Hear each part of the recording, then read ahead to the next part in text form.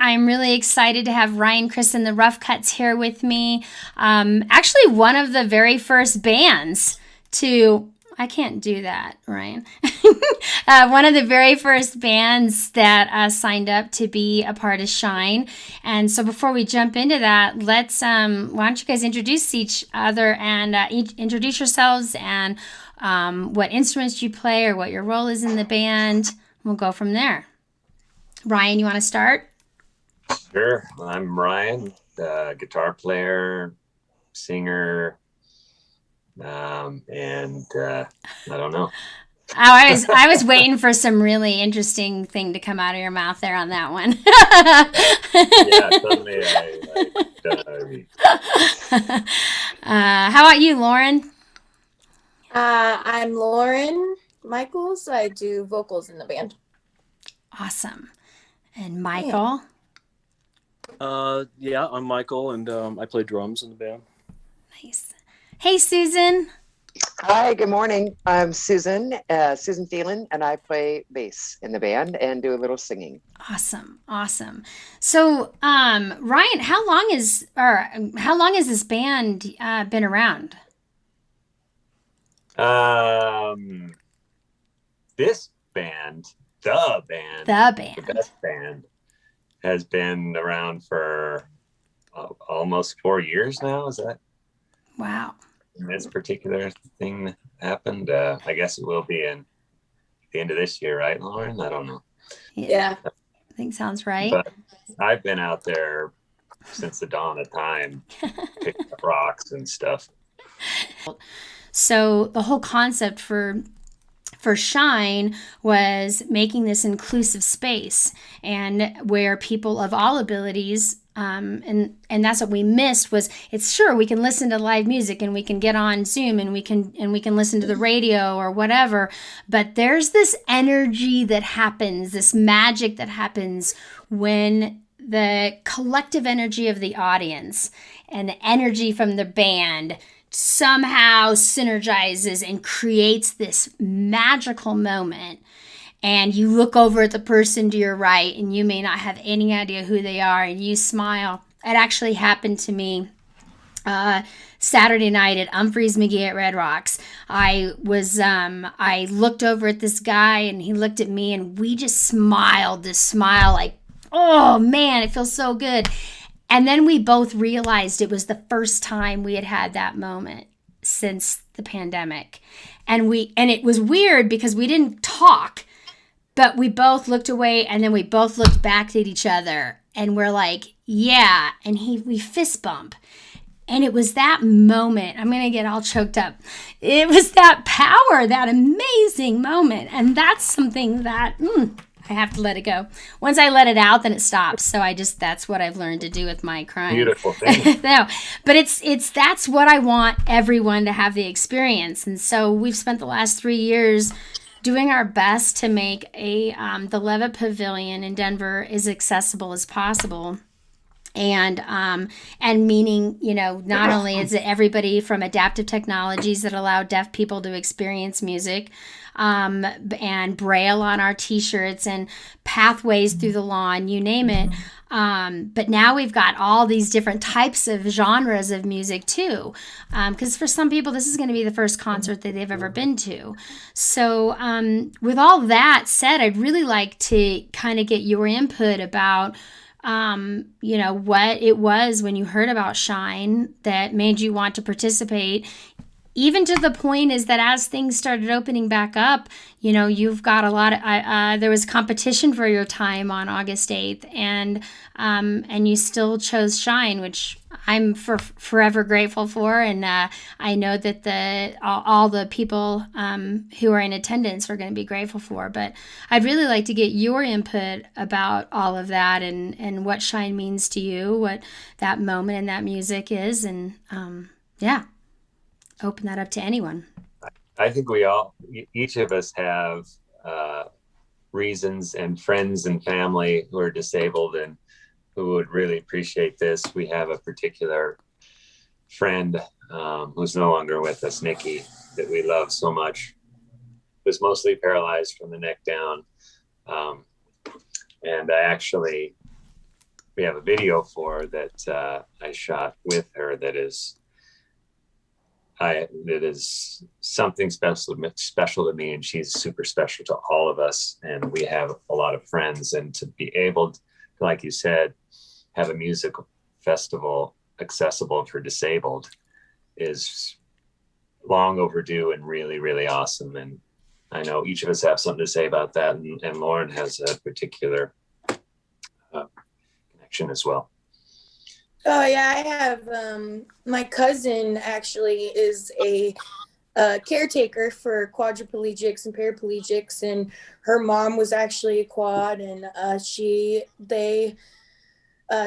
got a lot of patients who have actually had a lot of trouble getting into our shows before, but who have really wanted to see the band, and it's been, kind of a not easy to get them to the show. And so when she told me about this show before I even knew we were playing it, actually, and she was really excited. And then she was like, "Oh my gosh, you guys are doing the Shine event. I'm so excited." So she's bringing some of her patients who she's really good friends with, and they're going to come. And I'm so excited that they can come and just have a good time, and everybody can just be together in the same section. Everybody can just rock out and have a good time together. It's going to be a really special thing. I'm excited about this. Yeah. Oh, that's awesome. And so you guys are back on the road though, right? Full force? Yeah. Yeah. It's crazy, which is awesome and exciting. And are you on do you have a whole tour announced already? Every time I go to announce it, everything changes again. I mean, because things are happening so quickly and so intensely in the music and entertainment industry right now that it's almost day to day. And case in point, our schedules changed again last night, and so we're still adding and changing even today. So I'm going to announce our summer tour. I've been going to do it, but we've been so busy. But even then, it's still changing. But yeah, it's all on. I mean, it's like getting crazy, and we've got some great things coming up. Shine, obviously, on August 8th is one that we're really looking forward to. And Levitt Pavilion is such an incredible place. And, we take particular, when it's a gig or a show or an event that means something to us, then it's always something different and special than dots that we have to connect, shows that are on the road that we're just trying to get from A to B or whatever like that. And this band works really, really, really hard, and it's for us to decide to do something is really a challenge because we all have crazy lives. And when we decide we're going to do something, then we're signing ourselves up for making it happen, regardless of what happens around us in the months and the days and the hours before and after. And so in that regard, Shine is a real special thing for us. And the whole summer is just lining up to be having to choose how bad we're going to beat ourselves up to do the things that we are good for. But so what I want to do is we're going to play tell me about these Nashville series. What happened? What's going on with these recordings? These are Memphis. Memphis. Legendary Sun Studio, yeah, where arguably, rock and roll or outlaw music was first recorded, put down to vinyl.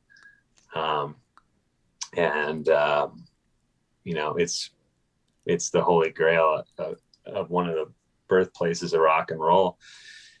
And it's not something that anyone can do. And it's always been a huge thing for me because the Sun Studio years were my favorite years of my favorite artists, which is like Elvis and Johnny Cash. And And though they had, decades and decades long careers of recordings all over, to me, the Sun Studio years have the most magic and just the most undeniable soul touching thing. And we recorded a live album there one night in Memphis. And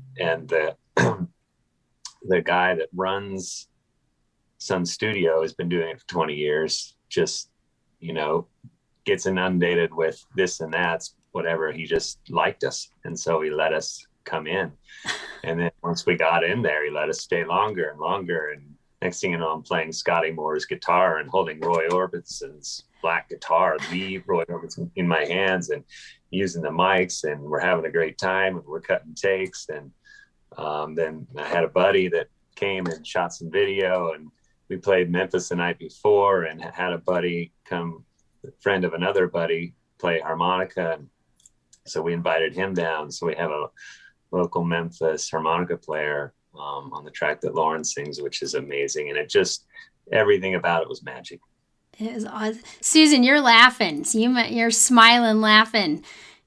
It was magical. I mean, what a dream come true, and the fact that he was playing on Scotty Moore's guitar was pretty incredible. The whole thing was just really amazing. So yeah, I'm smiling because I have happy memories. That's awesome. Yeah. I mean, there's a lot of history there for sure. And so was it planned? I mean, it kind of sounds like you thought it was going to be one thing, but then it turned into more and more and more just as that day went on, or? Yeah, well, we had planned, like I had made an agreement to rent the time after closing for like a couple hours. And that couple hours turned into all night and then some, and pretty much a full Sun Studio album, which is it's on Spotify. It's on our website. It's called Sun Studio Cuts. And part of what we do is pass the mic around. Lauren and I sing most, but Susan also sings. And so some of the best cuts from that are Susan in one video you'll see, and Lauren in another video. We're just paying tribute to artists that influenced us there, and also playing some originals. Nice. What is outlaw? What is the actual definition of that? How do you describe that for your music? What I just said. Anyone want to take that one? Michael. Yeah, Michael, it's your turn.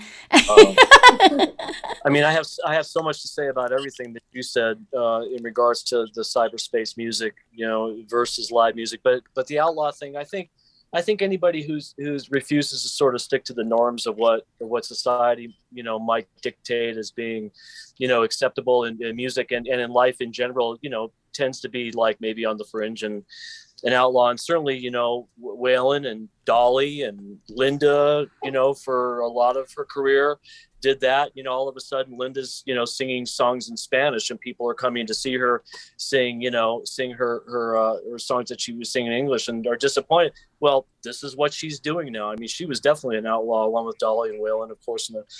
I think that as far as like the Rough Cuts name, I always say that, we're the Rough Cuts, but we're really not that rough, I think that sort of alludes to the whole idea of this outlaw, thing. I mean, what we do is really, I would say that it's quite fascinating in a study of like how music is perceived and how it's not perceived. I don't really look at this band as being, and everybody knows this, and the band knows this, so I can say it without reservation, as a country band. I mean, the music, the way we play, people really don't quite know what we're doing. All I know is that everybody loves it on whatever level that they appreciate it on, whatever that is. It's country, old school. I mean, we have rock and roll people that come to see the band. It's a rock band. I mean, it really is, a rock band disguised as country band in a way, and vice versa. A country band disguised as a rock band, because we rock out. There's no question. I'll also say that, for me, the attachment to Shine and the organization, any organization that's going to help the disabled to be able to come and see live music, it's really all about connection. I mean, it's always has been about connection between the band and their audience, and the audience and the band. I was born with spina bifida. I've had 6 spinal cord surgeries. I'm an advocate for the disabled musicians. So there's a deeper understanding about how that plays in regards to an audience, and how the audience plays to that and people's perceptions and their misconceptions of kind of what that's all about. Everybody wants to connect. And the opportunity to be able to connect is everything. And that's why all 4 of us resonate with the idea of having an organization like Shine to be able to, give everybody access to that music that we all enjoy. As far as the outlaw thing, we're outlaws. There's no question, and we follow that outlaw code. It's not necessarily that we play that music. We follow that idea of being on the fringe and not being, we certainly don't play pop. We certainly don't play pop country. That's for sure. Let me put it that way.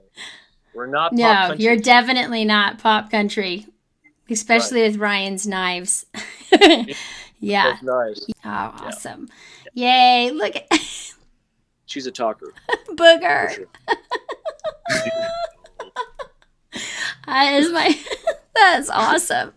Well, thank you so much, you guys, for just taking time out of your really busy schedule to connect. And I can't believe Shine's in 40 days. I'm a little in freak out mode right now.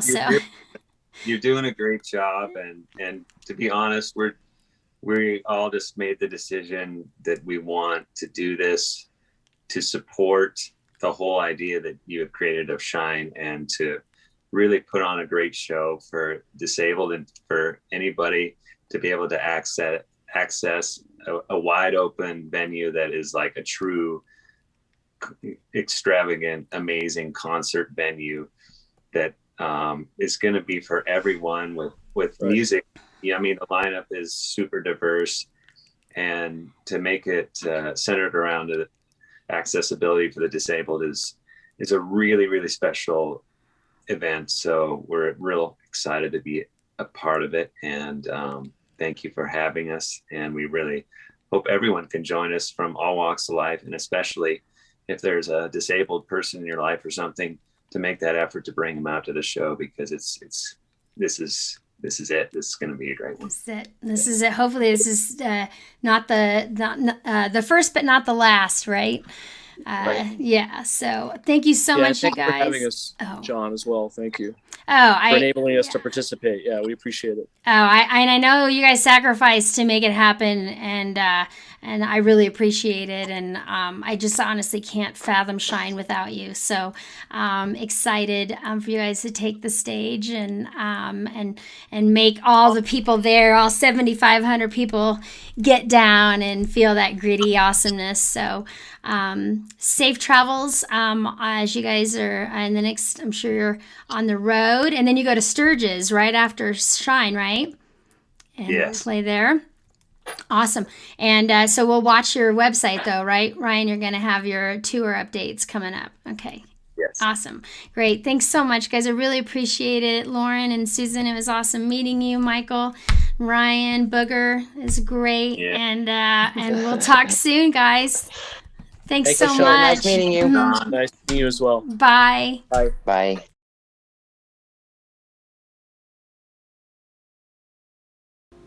Sun Studio, Memphis, Tennessee. Big Boss Man. Friends with Susan Phelan. Here we go. 1, 2, 3. A big boss man. Can't you hear me when I call? Big boss man. Can't you hear me when I call? Well, you ain't so big. No, you're just tall. That's all.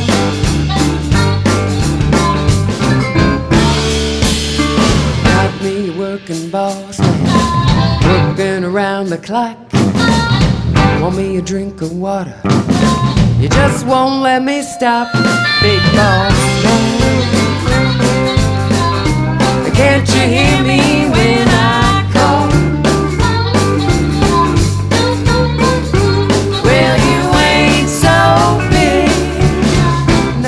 could just talk, that's all.